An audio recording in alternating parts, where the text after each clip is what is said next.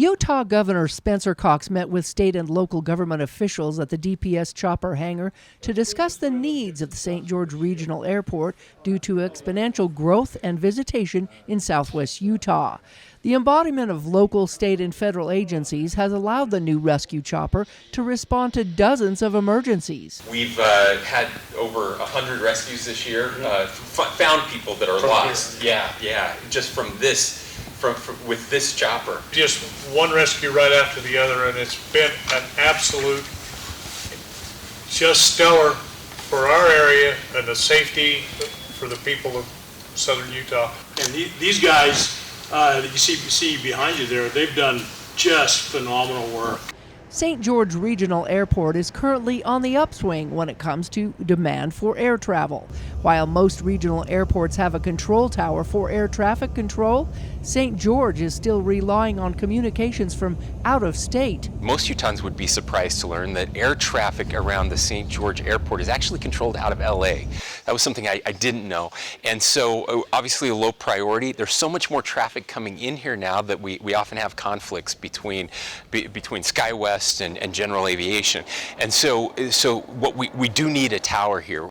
Currently, one of the largest regional airlines in the world is housed in St. George.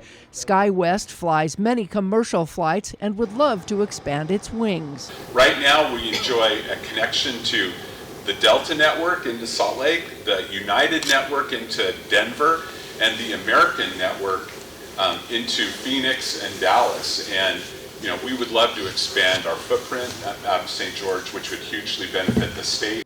As more and more events like the Ironman and others are scheduled for the region, many more private jets and other flights are expected to create higher demand for more traffic and eventual expansion. Zion National Park consistently ranks as one of the top national parks in visitation, and people now would like to bypass Vegas and fly directly to St. George, and then from here go out and visit the Mighty Five.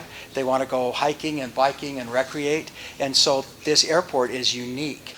We were kind of amazed actually when we actually looked at the numbers and realized how much we had grown over the last year and a half, 2 years. These events and demand for increase in air travel has spiked the demand for an air traffic control tower on site.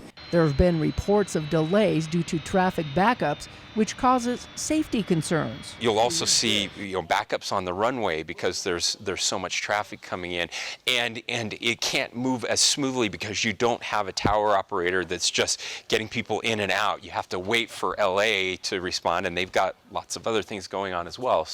While the location of the tower has yet to be determined, Staymeyer said they have been approved by the FAA to get the contract rolling. Currently, the St. George Regional Airport is only one of two in the state of Utah that is self-sufficient when it comes to funding its operations.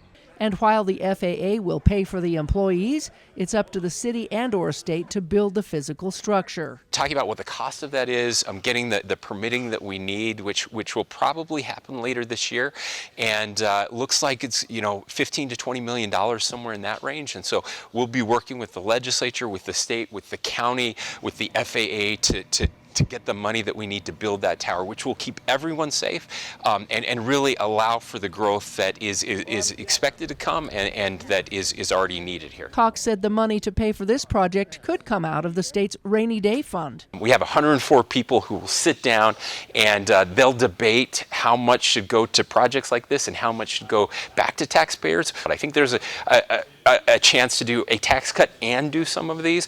Last year, legislators appropriated $10 million for SGU for the environmental review, siting, and design of the tower. The money will also be used for road extensions and renovations of the existing terminal. We've run out of secure area. We can handle about 273 people at a time in our secure area. We've outgrown that, so we're going to up in the observation room. That will now become secure area, will be accessed through the stairs and the elevator, and then Tailwinds, who is our concessionaire, they will move upstairs into the conference room, and they'll have a bigger offering up there. Staymeyer said the rest of the money will be used to purchase extra land for expansion called for in the airport master plan. Currently, the airport is using FAA funding to replace some of the ramp due to blue clay problems and doubling the size to allow for larger aircraft. All of the airlines are starting to upgauge their aircraft, which means they're bringing in bigger aircraft. They need more space to park those, which is a great thing for the community because it allows us to have more seats available for you to fly in and out. The design, planning, and eventual timeline for the new tower is hopeful for the year 2027. The airport has been working with the FAA over the past couple years. We've gotten approval for that, which means it has to be built within 5 years. So by 2027, we have to have a tower out here. From the St. George Regional Airport, Melissa Anderson, Community Education News.